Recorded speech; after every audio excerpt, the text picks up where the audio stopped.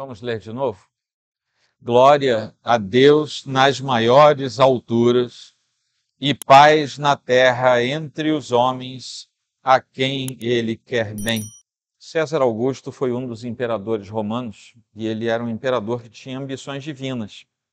Isso quer dizer que ele queria ser Deus. Não era nenhuma novidade que um monte de imperador romano queria ser Deus.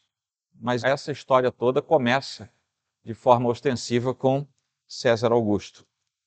Existe um documento chamado Inscrição Calendárica de Priene. Tem um nome, um código desse documento. E ele data de aproximadamente o ano 9 a.C. E é uma fonte muito importante para os estudos do Novo Testamento. Embora seja um documento extrabíblico, mas nos ajuda bastante a entender a Bíblia. Isso por quê? Porque nela se descreve, nesse documento, essa inscrição calendárica, esse é o nome dele, se descreve o nascimento de César Augusto, e esse documento diz que o nascimento de César Augusto foi um evangelho. Evangelion vem do grego, daí que nós temos a palavra, e quer dizer boa nova, a boa notícia. E esse documento, essa inscrição calendárica, diz que o nascimento de César Augusto foi um evangelho, uma boa nova. E isso era de forma tão intensa que recomendava que o ano passasse a ser contado a partir do nascimento de César Augusto, nascimento do imperador. Porque isso, segundo o documento, aspas, conferiu uma fisionomia diversa a todo mundo. E este teria ido à ruína, o mundo teria ido à ruína, se nele, que nasceu agora, não tivesse brilhado uma felicidade comum. Falando dele, de César Augusto. A providência, diz o documento, que divinamente dispõe a nossa vida, cumulou este homem, ou seja, o tornou cheio, né, para a salvação. E ele usa, inclusive, o verbo que depois é usado no Novo Testamento, soter. Daí que você tem soteriologia, que é a doutrina da salvação.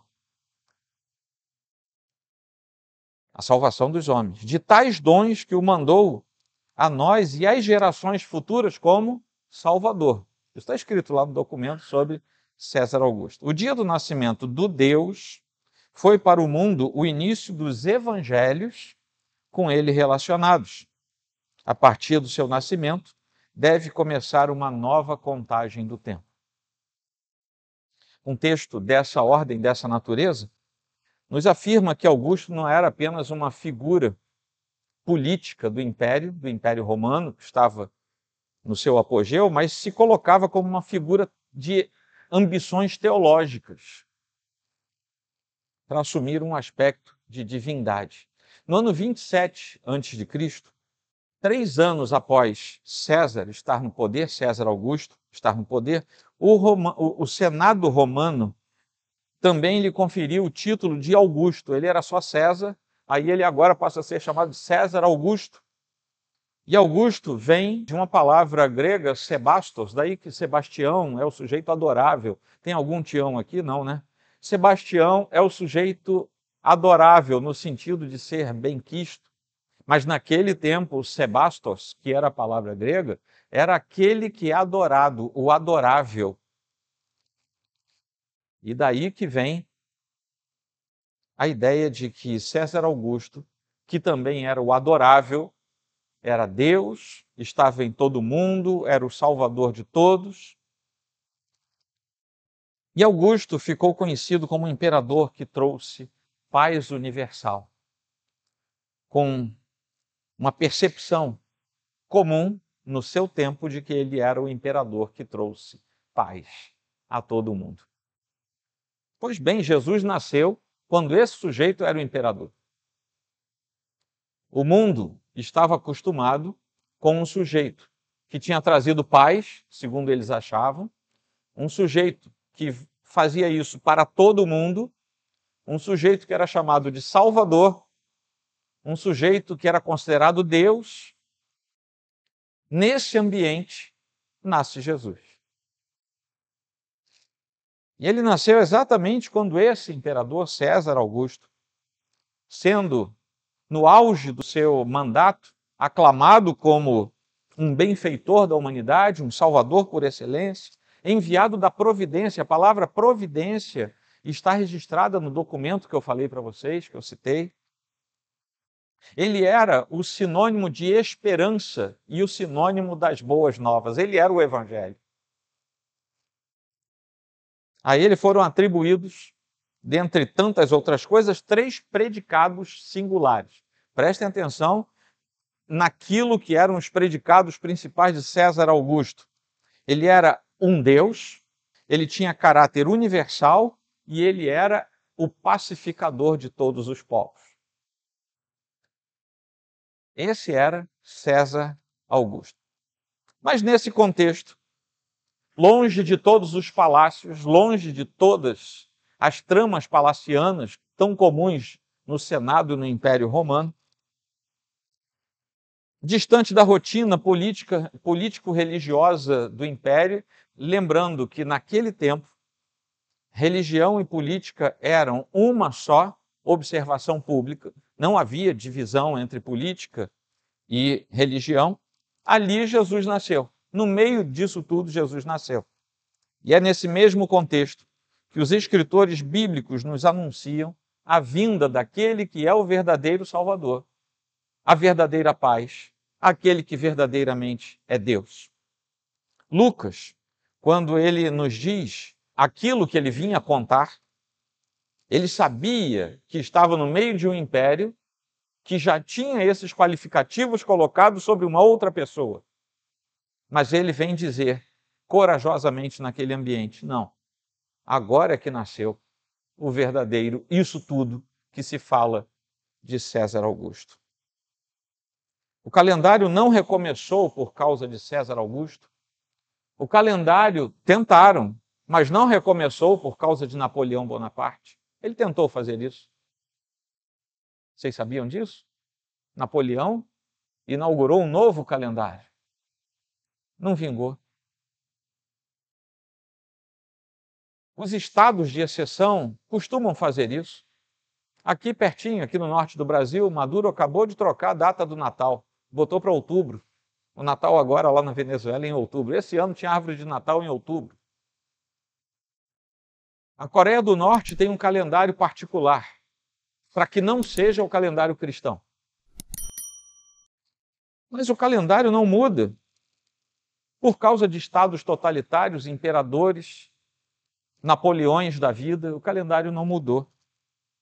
O calendário e o próprio mundo se dividiram e recomeçaram, foi em Jesus Cristo, aquele que estava nascendo, longe dos holofotes de César Augusto, aquele que nasceu lá, numa manjedoura, talvez numa gruta, como a gente canta, na gruta de Belém, porque tanto Tertuliano quanto Orígenes vão explicar, 2 pais da igreja, vão explicar que naquele tempo, nos arredores de Belém, era tradição que os estábulos fossem escavados em grutas e, diferentemente do resto da região ali do Oriente Próximo, não era necessariamente no sótão das casas, mas era muito comum que fossem em grutas escavadas. Esse, que nasceu naquela noite, foi posto numa manjedoura simples, venceu a morte na sua ressurreição e voltará para completar definitivamente a obra que ele já começou. É dele que nós vamos falar nesta noite. Qual é o começo dessa história? Lucas, um médico que era também um historiador, um cristão fiel da primeira geração de cristãos, começa a contar a história do nascimento de Jesus da seguinte forma: naqueles dias foi publicado um decreto de César Augusto, convocando toda a população do império para recensear-se. É o primeiro versículo desse capítulo 2. Em paralelo ao fato de Jesus ter nascido, Lucas também nos dá o motivo pelo qual a família precisou se deslocar para um lugar distante, com Maria, prestes a dar à luz, teve que subir numa montaria e se deslocar As meninas de hoje ficam com medo de entrar num carro para ir para o hospital e o bebê nascer no meio do caminho. Vocês imaginem ela prestes a dar à luz, ter que subir numa montaria e sacudindo até chegar lá. Foi difícil, não foi fácil, não. O motivo era um recenseamento, o próprio Lucas fala, e esse recenseamento foi ordenado a todos os habitantes do império, com a intenção de determinar e depois poder cobrar direito político. Não é de hoje que faz isso. Cobrar direito, os impostos de todos os cidadãos. Os fatos naturais, os fatos políticos dessa história são apenas coadjuvantes numa história mais complexa, mais intensa, uma história cósmica, uma história redentora, na qual Deus organiza e governa atos e fatos a fim de cumprir os seus desígnios eternos. Esse episódio, que parece acidental, que veio provocar o nascimento de Jesus lá em Belém, nada mais era do que Deus cuidando para que as promessas da antiguidade e as profecias dos antigos se cumprissem naquele tempo. Jesus não apareceu no mundo com o famoso "era uma vez" das nossas histórias. A gente conta histórias e a gente fala para as crianças, "era uma vez". Lucas não começa a história com "era uma vez". Ele diz, naqueles dias, foi publicado um decreto. Tinha um imperador, que eu vou dizer o nome para vocês, eu pesquisei isso, era César Augusto. E estava acontecendo uma coisa que vocês depois, daqui a 2000 anos, vocês podem checar isso, porque houve um recenseamento por ordem do império,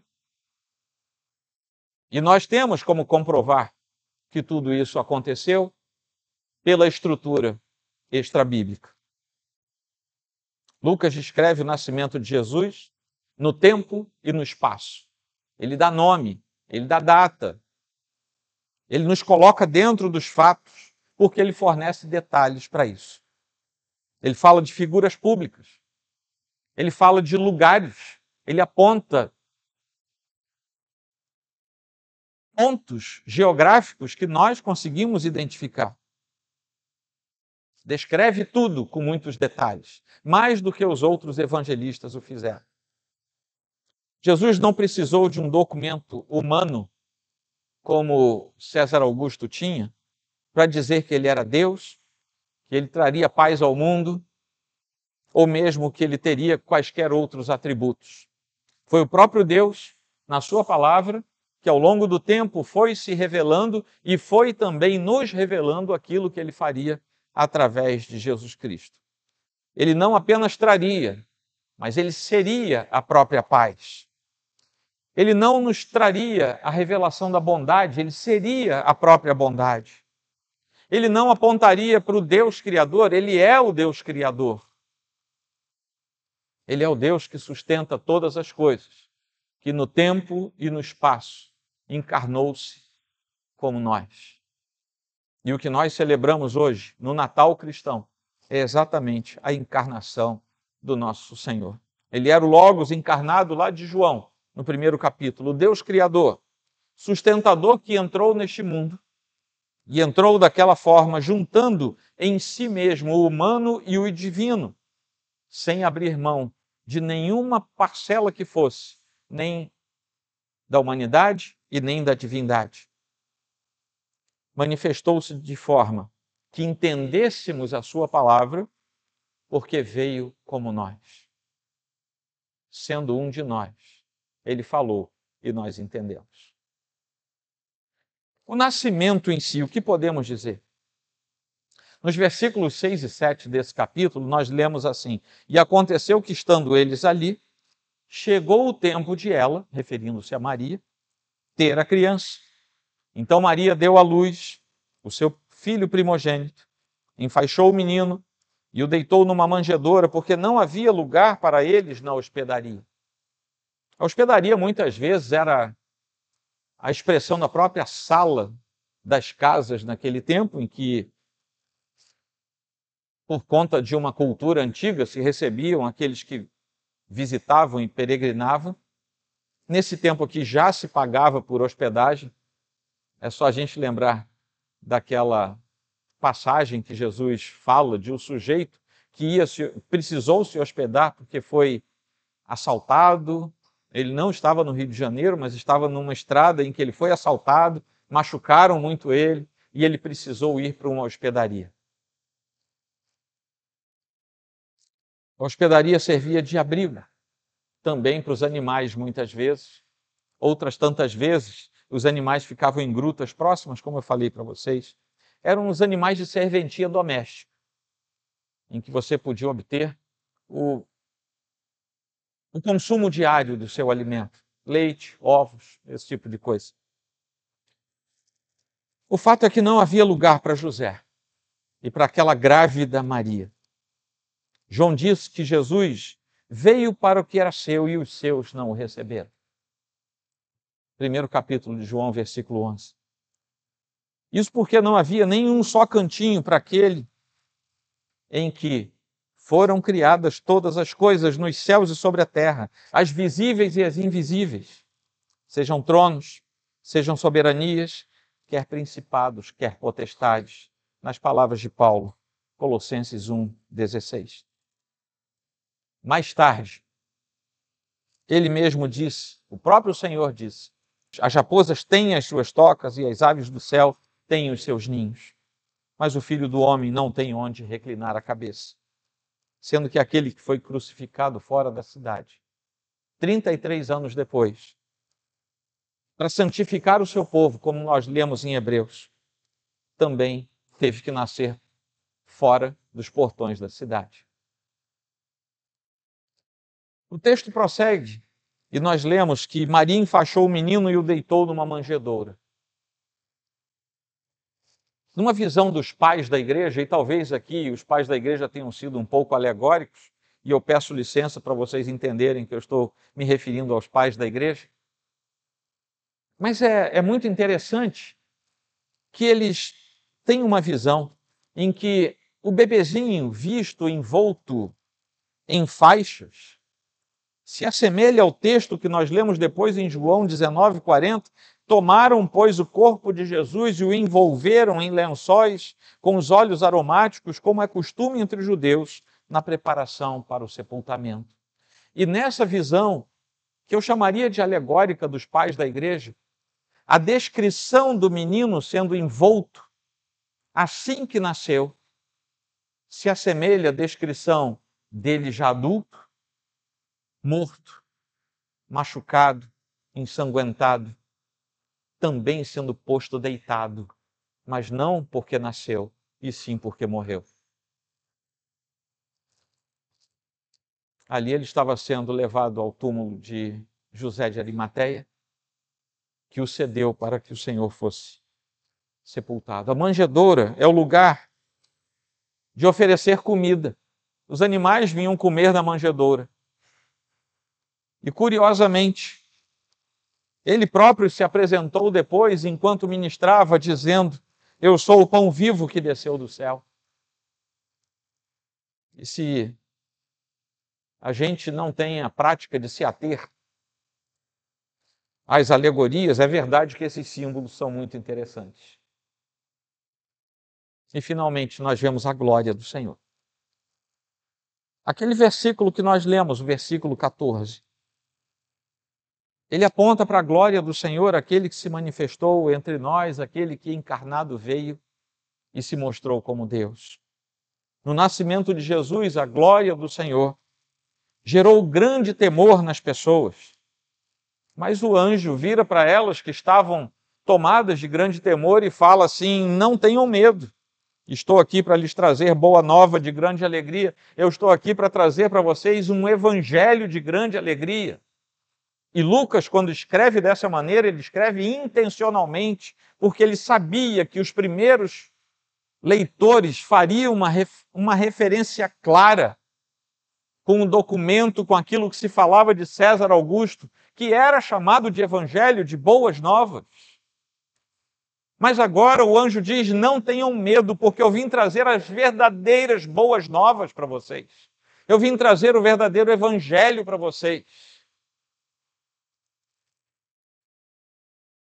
E esse verdadeiro evangelho é de grande alegria, não é de temor, é de grande alegria, que será para todo o povo. Vejam bem, César Augusto achava que tinha um caráter universal, mas agora o anjo diz: não tenham medo, eu vim trazer o verdadeiro evangelho, não o falso evangelho, e eu vim trazer o verdadeiro evangelho de fato para todo o povo, não apenas para todo o povo que César Augusto acha que é todo o povo.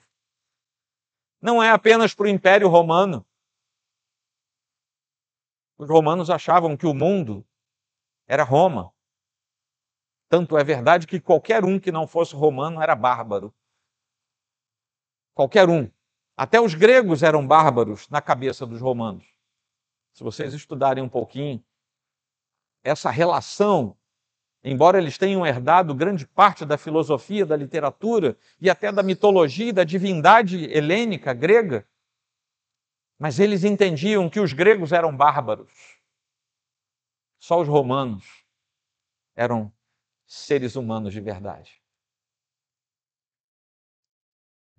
E ele prossegue dizendo: é que hoje, na cidade de Davi, lhes nasceu o Salvador, que é Cristo, o Senhor. Sóter, ele usa a mesma palavra que se usava para César Augusto. Hoje, nasceu o verdadeiro Salvador.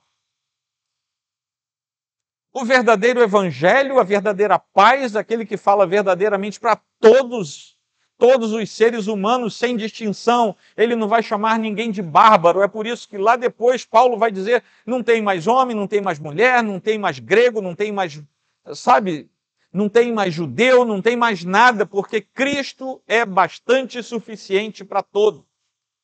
Ele é Salvador para todo aquele que crê. Como é que eu faço para ser salvo, Senhor? Pergunta um sábio chamado Nicodemos. Ele diz: basta crer. Deus amou o mundo de tal maneira que todo aquele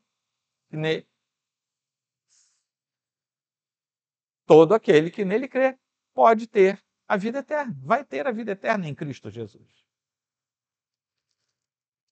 A boa nova, o Evangelium verdadeira, a boa nova verdadeira tinha se manifestado, era de grande alegria, não era mais de temor, não era de medo de um Estado que podia invadir a sua casa, como o Império Romano fazia tão constantemente. Não havia temor, porque o Rei dos Reis é poderoso o suficiente para governar sem ter que invadir a casa de ninguém. Os soldados romanos invadiam, pisoteavam, matavam. E a paz romana foi mantida por causa do poderio militar. Chamava-se de Pax Augusti, a paz de Augusto. Mas nós depois herdamos a Pax Christi, a paz de Cristo. Os nossos irmãos pentecostais guardaram isso na sua saudação. Não sei se eles prestam atenção, mas quando eles falam a paz do Senhor, eles estão dizendo que se referem à paz que Cristo veio nos trazer. O Salvador verdadeiro estava nascendo, Sóter, o verdadeiro Salvador, estava nascendo num lugar, em lugar de um alegado Salvador. Um falso Salvador humano. A paz estava se manifestando aos homens, não como aquela paz do império, mas a paz real e eterna. Em breve os anjos cantariam sobre a glória do verdadeiro Deus, não a glória de César Augusto, a glória cantada pelas tropas romanas que invadiam, ou pelo Senado romano que se curvava perante o imperador, em contraste com uma glória passageira de um imperador de carne e osso como nós, que um dia teve que morrer, teve que ser enterrado e que nunca mais saiu daquele túmulo. Lucas quer dizer que aquilo que Augusto pretendeu para si realiza-se não nele, mas de modo sublime no menino que nasceu indefeso. Aquele menino que nasceu sem poder, não tinha poder temporal, não tinha guardas, não tinha uma corte. Nasce sem poder, sem pompa, sem palácio, sem circunstâncias ao seu redor. Seus hóspedes Aqueles que primeiro o viram foram pastores, gente simples, gente do campo. Receberam um anúncio, foram lá e viram Jesus. E finalmente nós chegamos à exaltação da glória de Deus, aquele versículo 14 que nós lemos juntos no começo.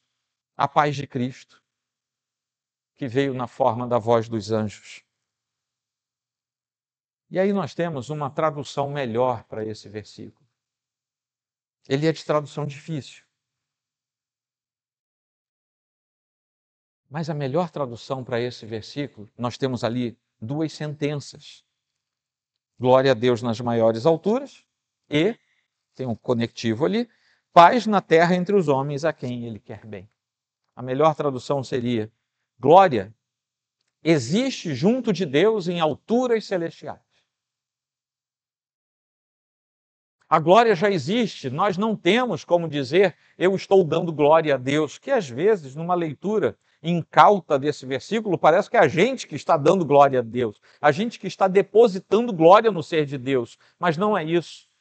O que o texto quer dizer na sua essência mais antiga, no seu texto original, é: existe uma glória junto de Deus nas alturas celestiais.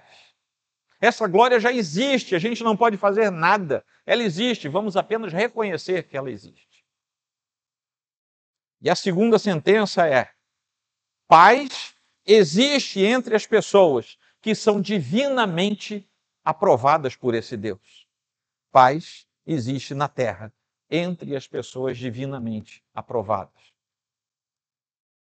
Glória ou honra, podemos dizer, existe junto de Deus em alturas celestiais. Os anjos declaram com isso a natureza e o ambiente celeste, onde a glória de Deus é a própria natureza da existência eterna desse Deus, cuja existência em si própria já é cercada de glória, porque Ele próprio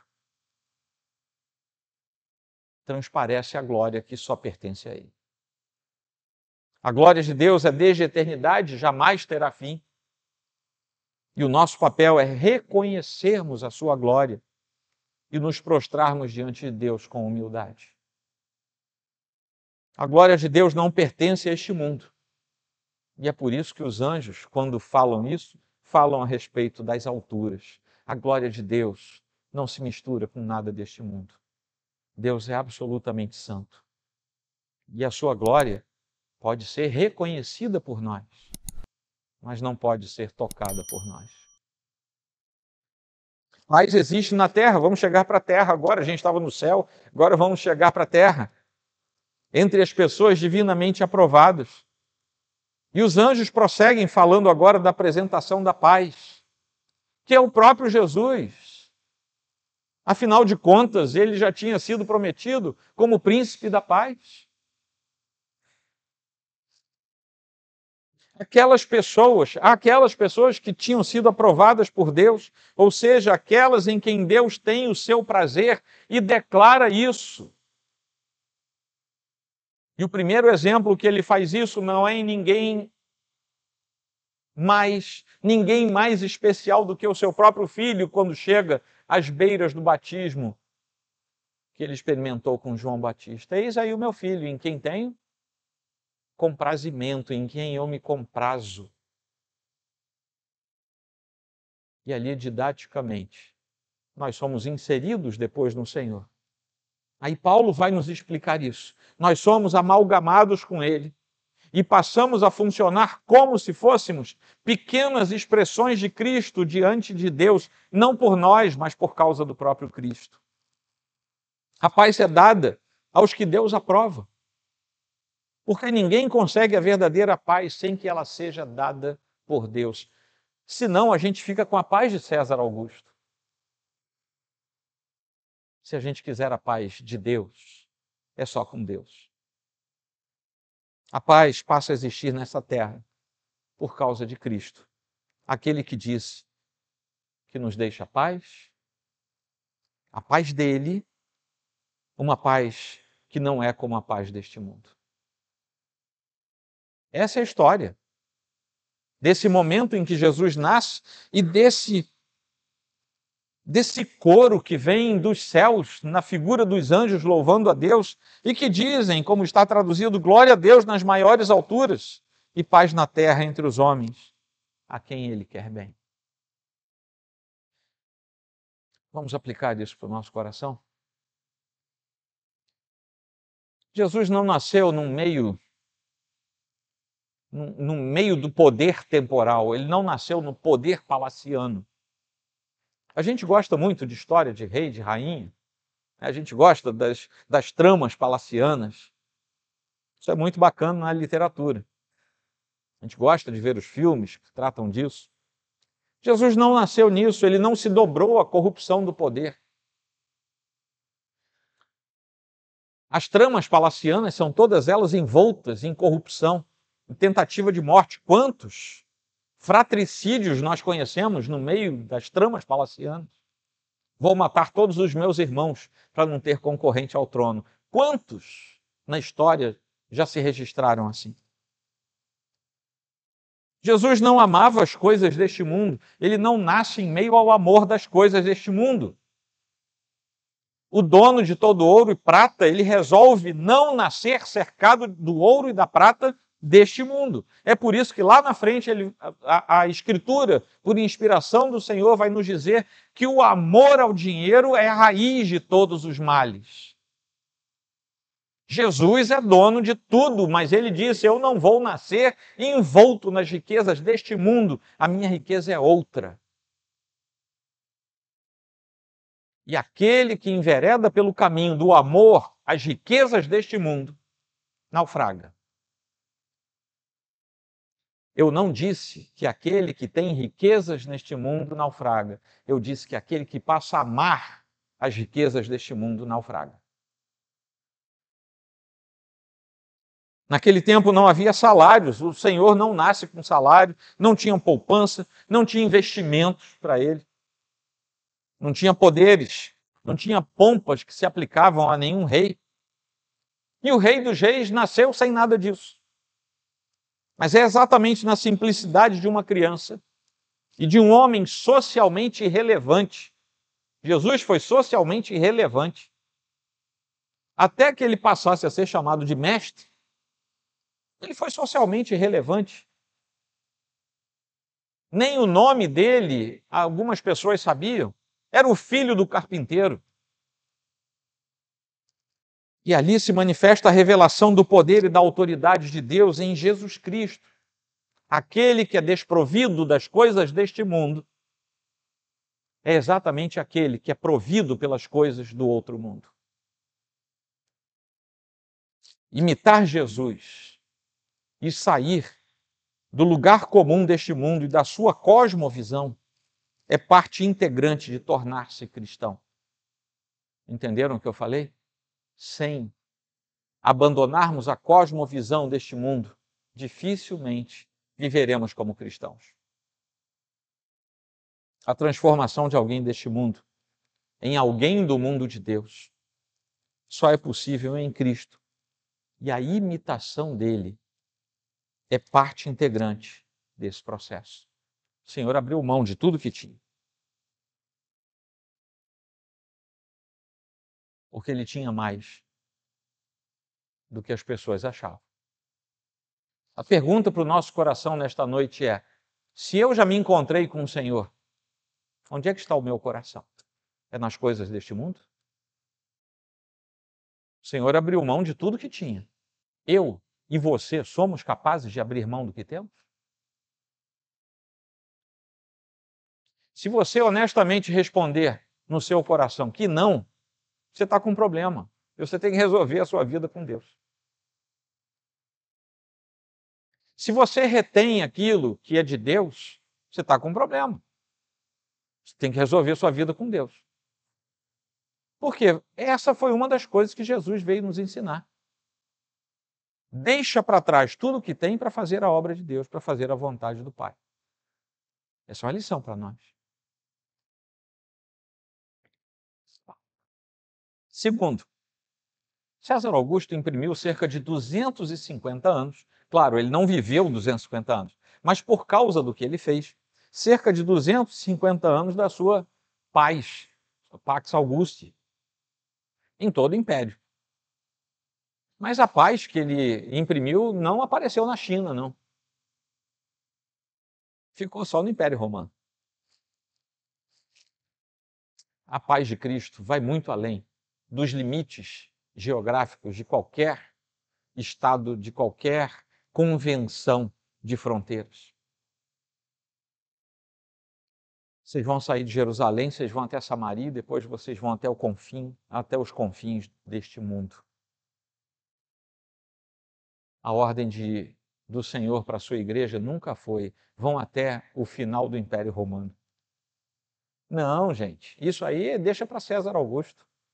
Ele conseguiu ir até o final do Império Romano por 250 anos. Mas eu quero que vocês vão até os confins deste mundo. E não por 250 anos, até que eu volte, porque eu estarei com vocês até o final. Augusto nunca conseguiu ficar com os seus correligionários, porque ele morreu. As ideias dele vigoraram durante um tempo, depois morreu. Ele morreu, as ideias morreram. Cristo não. Está vivo até hoje. As suas ideias estão vivas até hoje, e a sua ordem está valendo até hoje. E por que é que a igreja se mantém viva? Porque ele prometeu. Vocês vão fazer isso, vocês vão batizar, vão fazer discípulos, vão pregar, e eu vou estar com vocês até o final de tudo. A paz de Cristo é perfeita, não tem fim. A paz de Cristo é infinitamente superior a qualquer paz alcançada nesta terra. O reino anunciado por Jesus Cristo em seu ministério vai além daquilo que pode ser visto com os nossos olhos, porque vai ao coração, não para na geografia, vai até a modelagem do próprio ser humano. E como eu citei antes, com as minhas palavras lá em João 14, 27, é ele próprio quem diz: eu deixo com vocês a paz, a minha paz eu lhes dou. Não lhes dou a paz como o mundo a dá. Que o coração de vocês não fique angustiado nem com medo. E não foi isso que os anjos falaram: não tenham medo. Hoje nasceu aquele que vem trazer paz. Lá na frente, já adulto, pregando o evangelho, fazendo seus discípulos entenderem a mensagem do reino, ele diz: gente, não precisa ter medo, porque eu trouxe a paz. Não é, e eu vou dar essa paz para vocês. Não é a paz do mundo, é a que só eu tenho para dar. A história nos mostra que Augusto ficou no passado. Teve seus valores como imperador de um certo tempo. Mas ele ficou no passado com seus sonhos divinos. Seus sonhos divinos acabaram. Ninguém hoje mais sabe, a não ser quem vá futucar documentos históricos, ninguém nem sabe que ele tinha o epíteto daquele que traz a paz para todo mundo, daquele que era o salvador de todos.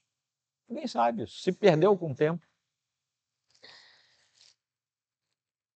Mas lá em Hebreus 13, 8, contrariamente à curta vida de César Augusto, nós lemos que Jesus Cristo é o mesmo ontem, hoje e para sempre. Aquele menininho que nasceu, cresceu, morreu, ressuscitou. Mas a palavra de Deus, que não passa, continua dizendo: ele foi, ele é e ele será para todos sempre. Todos nós queremos encontrar Deus. E aqui estou encerrando. O Deus eterno, o Deus onipresente, o Deus que nos traz a paz. Nós queremos essas coisas, todo ser humano quer essas coisas. Pode nem saber quem é o Deus da Bíblia, mas quer um Deus para chamar de seu.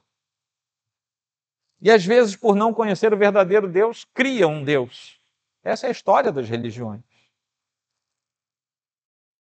Por que isso? Porque ele quer um Deus que não se apague com o tempo, um Deus que faça tudo, esteja em todos os lugares e que lhe dê paz. O ser humano quer paz. A menos que ele tenha alguma questão patológica para resolver, um ser humano normal, ele quer paz.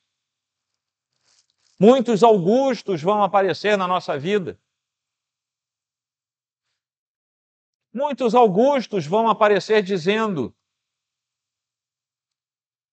que aquela determinada ação, que aquele determinado emprego, que aquela determinada vitória profissional, que tudo isso é o sóter da sua vida, é o seu evangelho, é a sua novidade de vida, é a sua bênção pela eternidade. Mentira, tão mentirosa quanto era a mentira de César Augusto. E lá na frente, o que nós teremos é a falência do Deus falso, porque ele próprio trai a sua mentira com o passar do tempo. Muitos Augustos vão aparecer diante da nossa vida, mas somente poderemos chegar ao Deus verdadeiro e ser cheios da verdadeira paz se nós conhecermos Jesus Cristo, o mesmo Jesus Cristo que hoje nós celebramos em seu nascimento. Amém? Tinha um hino mais antigo, eu não vou nem fazer referência à questão teológica dele, não, mas eu me lembro que tinha um refrão que dizia assim: meu amigo, hoje tu tens a escolha, vida ou morte, qual vais aceitar? Pois hoje a gente pode fazer uma paráfrase desse hino: meu amigo, hoje tu tens a escolha, César Augusto ou Jesus Cristo, qual tu vais aceitar? Meu amigo, hoje tu tens a escolha, um Deus falso ou um Deus verdadeiro? Qual tu vais abraçar? Algumas coisas estão no nosso alvitre, na nossa escolha. Mas até aquelas que não estão na nossa escolha, quando o Senhor faz a sua obra eficaz, irretocável, perfeita, aquilo entra no âmbito da nossa escolha. De modo que nós não conseguimos dominar isso. É nesse ponto que passa para a nossa responsabilidade. Amém, meus queridos? Se vocês inclinem a fronte, por favor, vamos fazer uma breve oração. Senhor Deus, nós estamos aqui diante do Senhor. Nos colocamos, Senhor, como aqueles que são receptáculos da Tua palavra.